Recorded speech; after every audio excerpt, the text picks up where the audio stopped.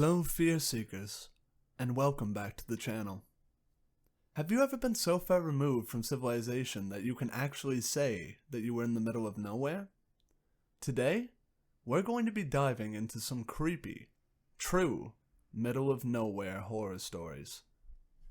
Now, it is a dream of mine to read subscriber horror stories. With that in mind, I'd ask that you subscribe to the channel and like the video so we can make that happen together. If you have any scary stories from your own life, feel free to submit them to the email in the description. I would be honored to read them. Now without further ado, sit back, take another look over the map, and get ready to ferment your fears.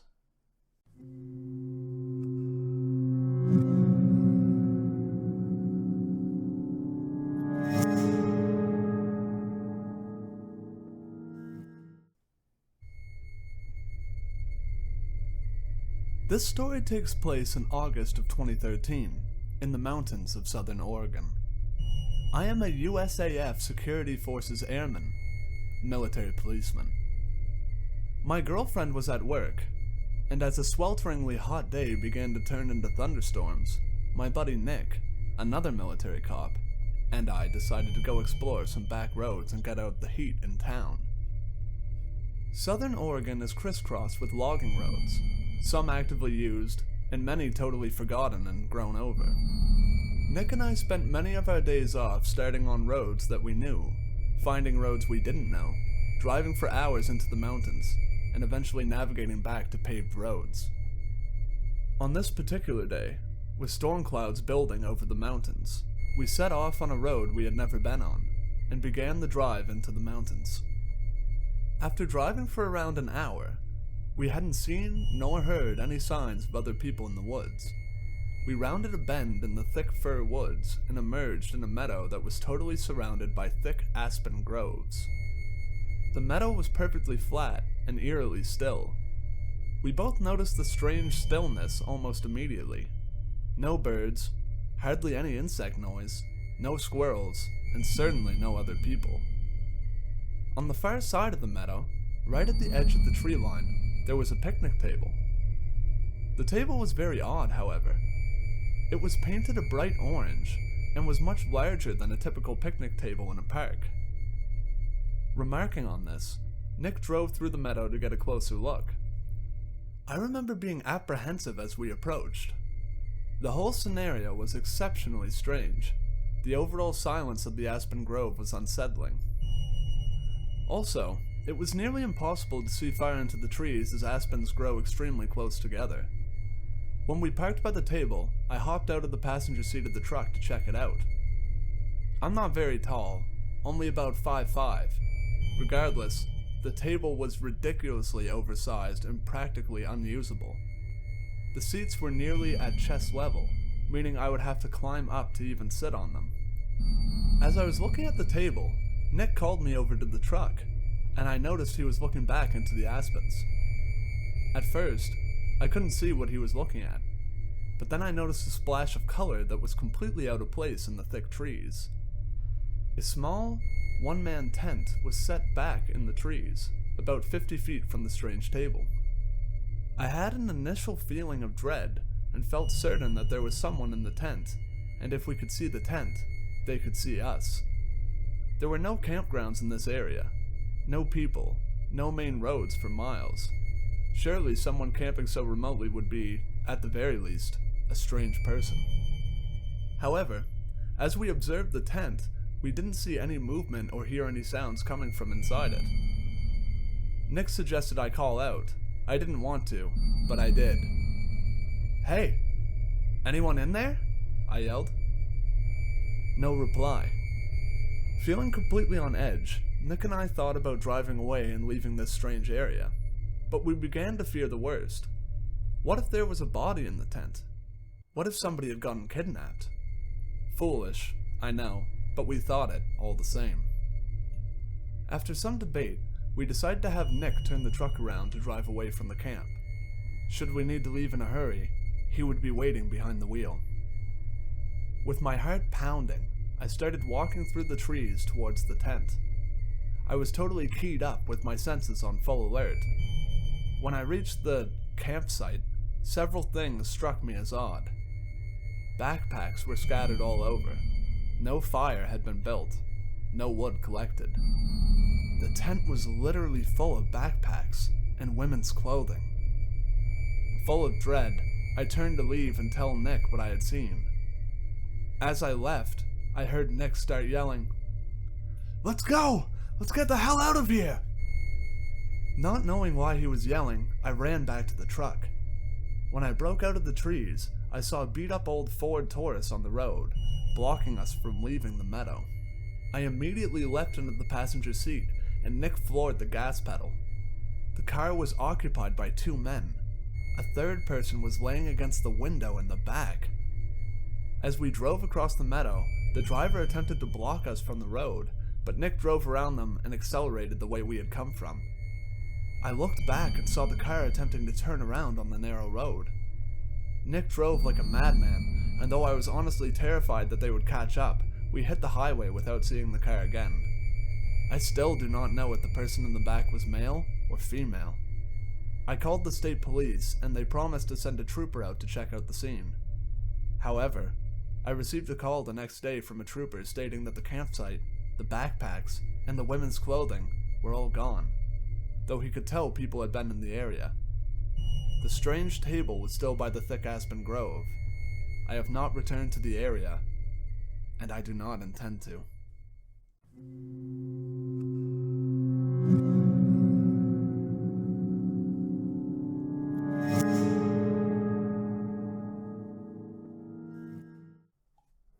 To preface this, I want to say that last year I spent about 32 days in the woods either scouting, hunting, or fishing. The year before that, I spent about 22 days. This doesn't include my regular hunts and camping adventures, which in the past 3 years adds up to just over 100 days. I've been hunting since I was 9, and I've spent a lot of time outdoors, in various different parts of the US, and in Canada. I've seen and heard a lot of strange stuff, but this takes the cake. I was in Cohutta, North Georgia wilderness, for 7 days scouting for bears, wild hogs, and deer, prepping for a hunting trip later that year. I had hiked in about 10 miles and then went off trail for another 3 to 5 miles. Basically, I was out in the middle of nowhere. Since I was alone, I was using a hammock that has a built-in bug net, and I had a rain fly over it. I spent about 3 days halfway up a mountain, just looking for a good place to hunt. I saw 3 to 4 good-sized bears, about 10 hogs, and came across some good-sized deer. On the 4th day, I was going to head down to a small stream that I had marked on my GPS and then set up camp, restock on water, and prep for the 2-day hike back. I could have gone faster, but wanted to be able to look for any animal sign along the way. As I was approaching this small stream, I noticed a tent which I was excited to see, as I had been completely alone for a few days and it's always nice to run into another hiker. Generally, us wilderness folks are pretty down to earth. As I got closer to the tent, I noticed that there was a small pack on the ground just outside of it. I figured the person couldn't have been too far from where the camp was, so I set up my camp about 30 yards away, and with about 4 hours of daylight left, started cooking some dinner. 2 hours later, I was starting to wonder where this person was. Given that I was in the wilderness, and it was a 1+ day hike out, there wasn't much I could do, but I did hike around the site, making a circle as I went out, to look for any signs of struggle, in case of a bear attack, or maybe if they had an injury. I got about a quarter of a mile from the campsite, walking a circle, but I didn't find anything. As night came, no one showed. I started a fire, in hopes that the person would be able to find where they set up and have some light. Fires burn really bright, and are very easy to see from far away. After eating, searching, and hoping that the person was going to make it back, I called it a night. I had a small flask with me and took a couple sips of whiskey, jumped into my hammock with my pistol, and attempted to go to sleep. I sleep pretty hard. I mean, really hard, regardless of where I am. It literally annoys my friends, because I can always seem to fall asleep and stay asleep, regardless of where in the world we are. But this night was different. I felt like something was off, but I figured it was just me worrying about this person who, by all accounts, was completely missing. So, for the first time in my life, I woke up to the sound of what I thought was footsteps, but not in the sense of footsteps on leaves, but what a heavy-footed person would make walking on an old wood floor. It was extremely loud. I got my gun, grabbed my headlamp, stored in a small compartment up above me, and waited to see if it would stop. Right at that moment, it did. Then I saw something that scared the crap out of me. On my rainfly, the gleam of a flashlight, faint, but there. I shouted, "Hello?" And right when I did, it sounded like 10 people suddenly running away from me in every direction. I dropped out of my hammock onto the ground, frantically turning on my headlamp, shining it all around me, but I didn't see anything. My heart was racing pretty bad, but I thought it might have just been the reflection of the moon on the rainfly. Yeah, that was it. And those footsteps running away from me was probably armadillos or something, even though their eyes shine, and they are pretty easy to spot. Problem was, there was no moon. I'd never seen an armadillo above 2,000 feet. Not to say they don't live up there, just never seen one. And for some reason, the campsite I set up by was gone. The fire had been put out by water. It was apparent because there was not a damn coal in the thing. I thought for sure it was about 4 a.m., but I had only been asleep about an hour. At this point, I wanted to leave, but hiking out in the wilderness while it's dark is always a bad idea. So I grabbed my flask, took a swig of whiskey, removed my rainfly so I could see out of my hammock and around the area I was in, and tried my hardest to go back to sleep. I was laying down when I saw some light hit the trees above me. It was clear it was coming from downstream, and I got out of my hammock and started yelling, "Hey, y'all need any help?" No response. I saw whatever was putting out the light, and it spun around and started heading down the stream, really fast. At this point, my body had pumped through more adrenaline than it had blood, and I was exhausted from it all. I finally was able to fall asleep, and woke up around 7 a.m. When I did, I noticed that my water filter I had left out was missing. It's a gravity filter, and it hangs on a tree filtering water down into my main bladder that I put in my backpack, and my water bladder, sitting at the base of a tree, looked like it was cut down the middle with a knife. They cut down my bear bag, which had food in it, and took some of it. The creepiest part of all of it was that they went through my bag, which was under my hammock, while I was sleeping. I checked the bear bag before I went back to sleep the second time, and it was still there, hanging, and my bag under my hammock hadn't been touched. I packed all my stuff and hightailed it out of there, keeping my pistol close to me and moving as fast as I could. I ended up making the hike back in just under 15 hours. I hiked the trail part in the night, because I wasn't about to spend another night out there. I didn't see anyone on my hike out. There were no cars parked at the trailhead, and the DNR said they had only seen my car there. Since then, I haven't gone out there without any friends. I reported all of this to the local DNR, but they looked at me like I was crazy. Maybe I am.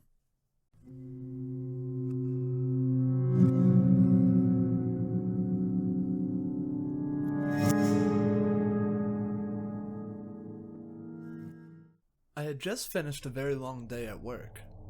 I am a medical courier, and I am regularly on the road, staying in hotels, and life is never dull. This particular evening, I wound up on a 500-mile drive that ended in Cody, Wyoming, at around midnight. It had been cold. It was December after all, and this was Wyoming. The roads had been very so-so that night. They weren't clear, but they weren't treacherous. It was one of those drives in the dark where you are on edge the whole time. Staying alert for 500 miles in the dark, on roads that were nearly abandoned at this time of night, with light snow and heavy winds, it takes a lot out of a person. This particular week it had been very busy. I had been in 4 states that week by the time I reached Wyoming that evening. The drive to the patient's house was up a windy, slick road, and the drive was uneventful. After I had dropped the medicine off to them, I called the boss to let them know I had made it in and was heading to a hotel to get some sleep. Pretty usual conversation. We talked briefly about how much they would reimburse me for the hotel room. They always say $80 to $100. It's pretty typical, and fair, since the cheap hotel in Cody, Wyoming is about that price. I, however, am 31, and a good night's rest, a good free breakfast, and a nice AM soak in a hot tub are requirements for when I catch myself in a hotel room. I know that by the time I get to the hotel, I have to put on serious miles, so I treat myself. 1, because if I am staying in a hotel, it has been a profitable day and I can afford to treat myself just a little. And 2, I feel better after a good night's rest, a great breakfast, and a nice soak. I will not name the chain of hotels I stay at, but I frequent one chain because it's the best value hotel in my hometown, which is back in Nebraska. Tonight, I pulled into the hotel, which I have stayed at 3 or 4 times now, so I am familiar with the place. I had called ahead about 8 hours before when I was leaving Denver to call and book a room, and let them know they would be expecting me at midnight. I walk into the hotel with my bag, dusting off the snow that had fallen on me while I got my stuff out of the car, and walked inside. It's very quiet. There's no music, and the TV isn't on in the lobby. I wandered to the counter, leaving a trail of wet shoe prints behind from coming in out of the snow and into the lobby, my shoes squeaking as I approached the counter. When I get to the counter, there is no one there at all. On the counter is a bowl of ice cream, with a brownie from the restaurant connected to the hotel. The local paper is open to the comics page, and the Sudoku is half filled out with a pen sitting there. Hanging on the back of the chair is a small lady's coat with fake fur fringe around the hood. On the floor next to the chair are a pair of smaller pink and black Nikes and a black purse. I figured that she, by the assumption of the coat, shoes, and purse, is in the bathroom, so I stand at the counter quietly, waiting on her to return. I fiddle with my wallet, getting out my card to pay for the room and my ID. I scroll through on my phone and connect to the free Wi-Fi. 5 minutes go by.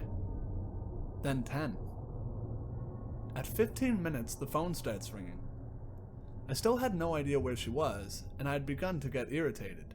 It had been a long day, and I wanted to get rested before I got up and drove home in the morning. After the phone stopped ringing, and I started to get frustrated, I began to wander around the lobby, and behind the counter, shouting, "Hello? Is anyone here?" as loudly as possible. The area behind the counter is an employee-only area. I venture back behind the counter where a hallway leads to the back of the house area connected to the offices, staff elevator, bathrooms, laundry, and the restaurant. I venture down the hallway shouting hello, still no one answers. It is now 12:30 a.m. As I return to the counter and begin looking for a posted phone number for a manager or someone of authority, the phone rings, the cordless phone still laying next to the paper she had opened. Frustrated and exhausted, I answered the phone, hoping it's someone who could tell me where the woman is who is supposed to check me in. It's not. It's another guest, who had tried calling earlier for a wake-up call in the morning. I explained to the gentleman on the phone my situation, and how I could not help him. He states he is coming to the lobby to help me look for the girl at the counter.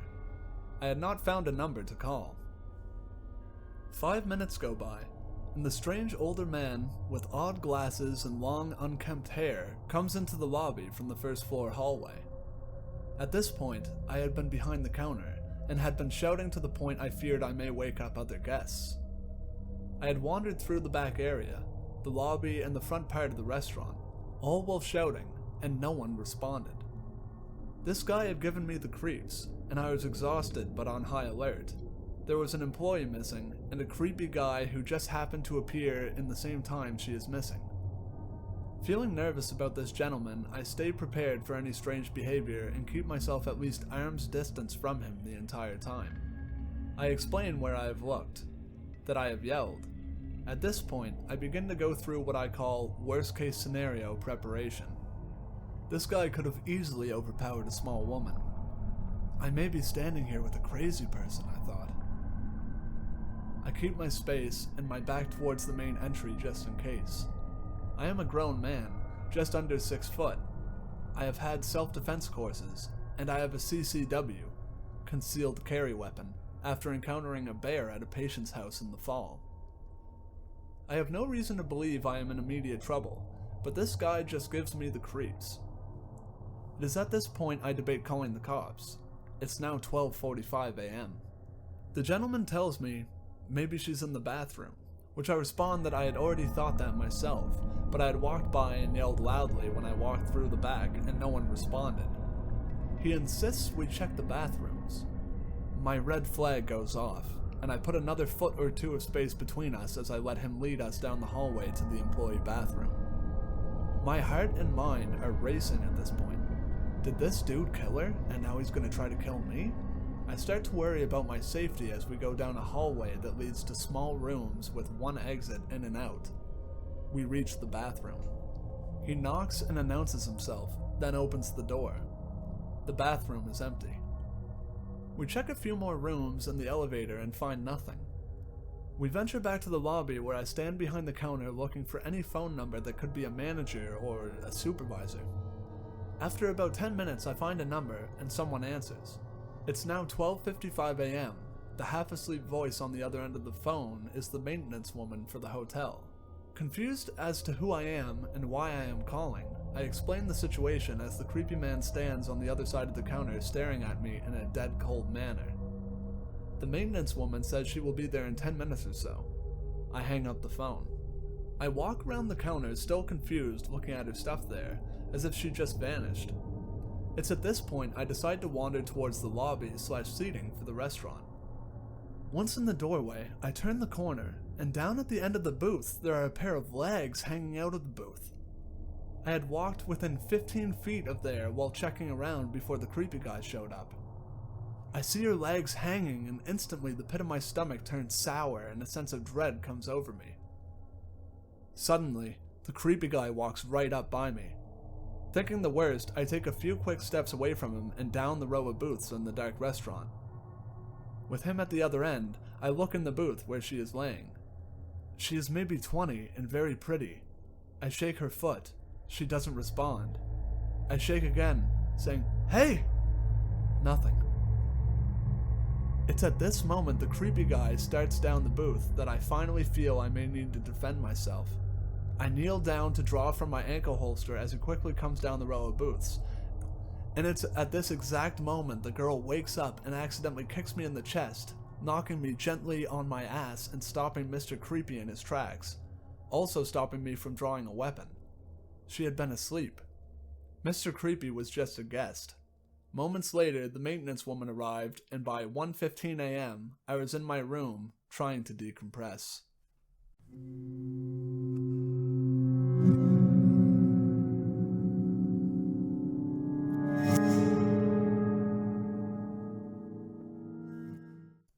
I was camping in upstate New York a week after 2 prisoners escaped. This was a high notoriety escape and was national news at the time. My girlfriend and I had hiked and camped for 2 days before this. We were very comfortable, had met a lot of awesome people, but everyone was on alert of the escapees. We had settled in a remote area of upstate New York, with no one around. I was sound asleep that night. At 5:30 a.m., I had started to awake but stayed in my tent, not wanting to wake up but to maybe go back to sleep for an hour or two. Not long after I was awoken, I heard rustling in the woods around our campsite. At first it was a few rustles, which caught my attention but not enough to be alarmed. Suddenly, the rustles are right outside our tent and I am on edge. Before I could even tap my girlfriend on the shoulder, all hell breaks loose. My tent is slashed open with a knife while I am watching. My heart almost went up into my throat. Before I knew what was happening, I was being driven into the ground by men with guns. Thankfully, I had noticed in the seconds before they threw me to the ground that the men had police armor on. I started screaming out my name, my address, my social security number, everything. My girlfriend was even jumped on and forcefully subdued while she was sleeping. Once everyone's adrenaline calmed down a little bit, We showed our IDs and proved we were just camping. It was one of the scariest moments of my life, and also for the police officers that subdued us. Turns out we were not far from where the criminals were last spotted, and the police hadn't come across anyone in days. They had thought for sure they had come upon the escapees' camp.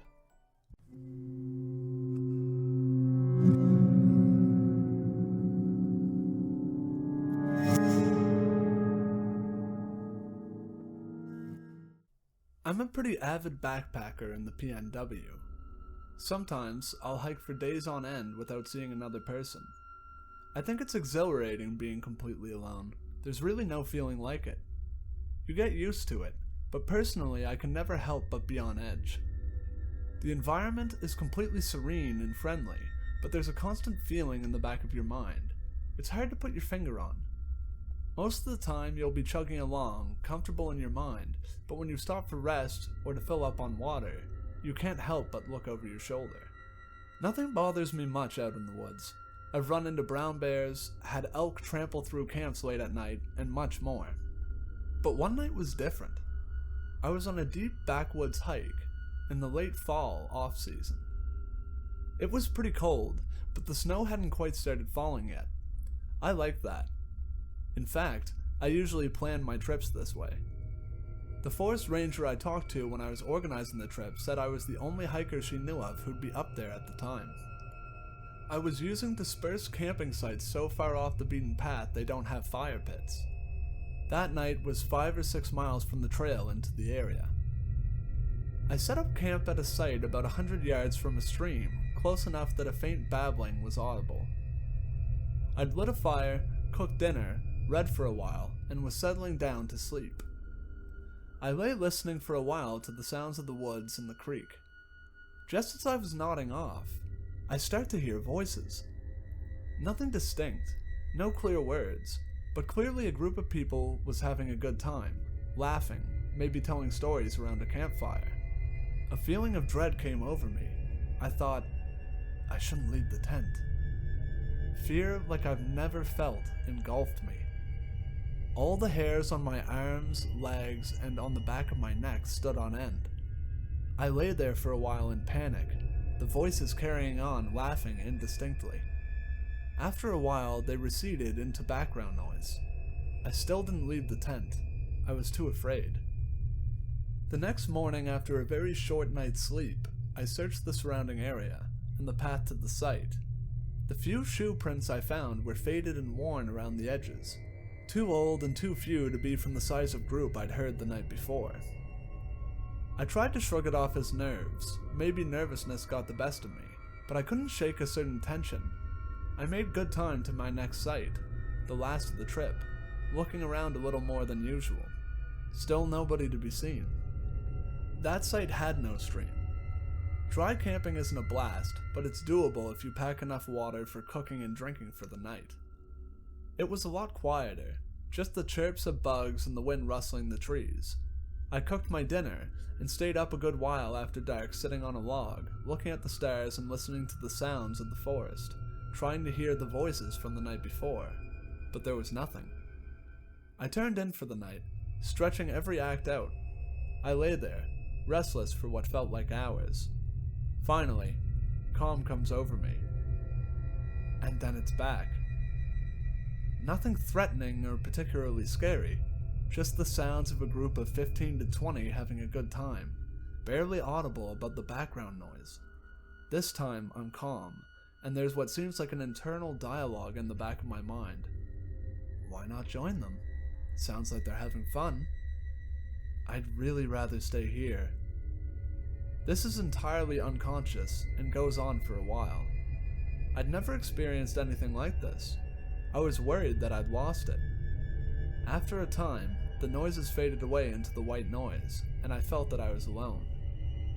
The next day, I packed as quickly as I could and got out of Dodge. During the day, I was more at ease, like I had always been in the past. I was relieved when I got to the car and started back home. I told the story a few times, and every time I felt a little of that dread from the first night. I really had no reason to feel so strongly about what had happened. I just heard strange noises in the forest, nothing extraordinary.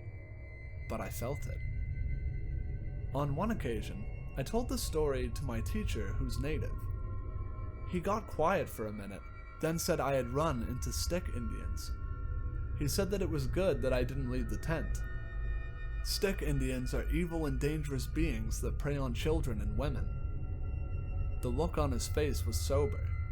He told me not to go back to that place again.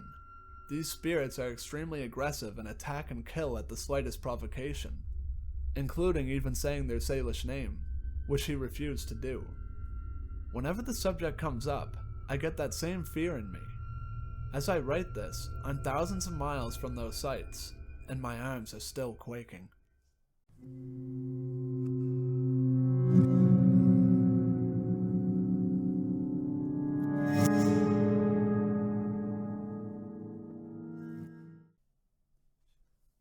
Hi guys, glad to see you made it to the end of the video. I thought that story with the missing hotel clerk was going to have a much darker ending. Thank God she was only sleeping. If you have any scary middle of nowhere stories from your own life, feel free to send them to the email in the description. Alright guys, that just about wraps up the video. Thank you for watching. I hope you enjoyed it. So long, Fear Seekers. I'll see you in the next video.